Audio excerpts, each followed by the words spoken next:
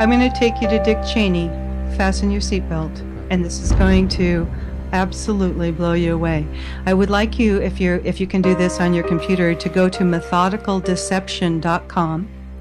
And when you open that up, on the navigation bar, you'll see where it says resources. And you'll want to click on that resources. And then there's a big box that says about the Israeli art students at the World Trade Center. Click here. Click on that and tell me when you get to that page that has some photographs, because this is the elephant in the room that nobody wanted to talk about. And this is one of the documents, a 61-page DEA document that I went over and over and over and connected Israeli Mossad bomb experts to an art group that were traveling around the United States, and to an art group that gave themselves the name of Gelatin. So are you there? I'm there. Okay, so you got those pictures? Yeah. Okay, now I'm going to take you to Dick Cheney. Just listen up. You're looking at those pictures. Those are some Israeli art students that came from a foreign country, and their art project was called B Thing. They called their team the Gelatin Group. And just so you understand this, gelatin is often referred to gelignite or blasting gelatin. It's also referred to as blasting jelly, but gelatin, and they later on changed their name because people started waking up to this. So they named their name Gelatin. They called their art project the B Thing, and you will see on the left-hand side a photograph of the title page of their book.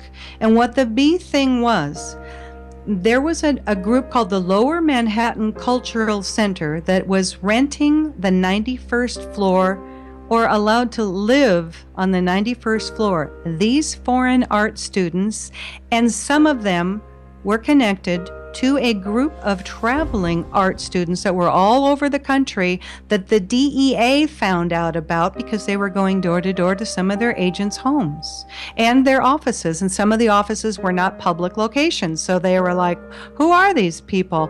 There's Israeli students trying to sell us art. This was just a smokescreen.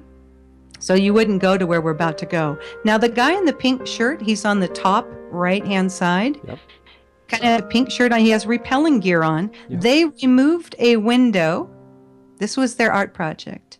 They put a wooden balcony out, and they had photographs taken via a helicopter that was rented by their sponsor from the Lower Manhattan Cultural Center. And that particular gentleman also had a big party to celebrate this event, and he rented part of the top floors of the Millennium Hotel. You'll remember that from 9/11, and who was there, the Bush relative, and took pictures and had a big champagne party watching this. Okay, look behind the gentleman in the pink shirt. You're going to see two big bold numbers. It says BB18. Those are fuse holders. Now look at all three pictures and look at how many boxes of plastic fuse holders that can be used for remote control demolition. And ask yourself, why would art students from Israel and Austria be having thousands of fuse holders? This building was built in the early 1970s. They weren't electricians. They weren't redoing all of the electricity in that building. You know, think about this. Okay, so I get this book out, I'm waiting for my shipment of books to show up, and I literally had a voice say to me, look into this. Those fuses, by the way, come from a company called Littel Fuse, Littel Fuse Company. They're located in Chicago. And some little voice said to me, take a look into this Littel Fuse Company, where all of those fuse holders behind those artists are. And now some of those artists are guaranteed Mossad bomb experts. And that's in the DEA document that you can read. So I find out that Littel Company is a subsidiary of a corporation called Tracor, Tracor. Now, Tracor, they went bankrupt and split their company. They were a government contractor. They split them off into Tracor Aviation, Littel Fuse, and Tracor Defense Holdings. They're based in Austin, Texas. They were bought out by Westmark Systems. Bobby Ray Inman was the chairman of the Westmark at a point. Then Westmark kind of started losing it, and Tracor bought them back. Tracor bought out a company called Vitro, which used to be the Kellex Company. Let me tell you about Kellex Company.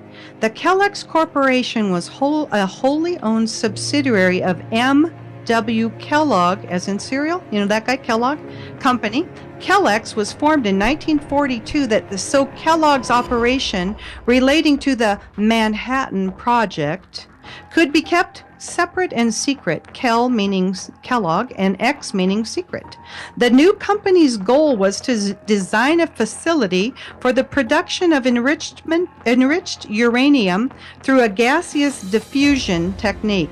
In gaseous diffusion, isotopes of uranium-235 could be separated from uranium-238 by turning uranium metal into uranium hexafluoride gas and straining it through a barrier material. Now, this is kind of interesting too, so for those of you who remember that originally the first responders were getting calls that there was a missile launched from the Woolworth building. The newly formed Kellex Company's original headquarters were in the Woolworth building in Lower Manhattan. I know, it's just another coincidence, isn't it?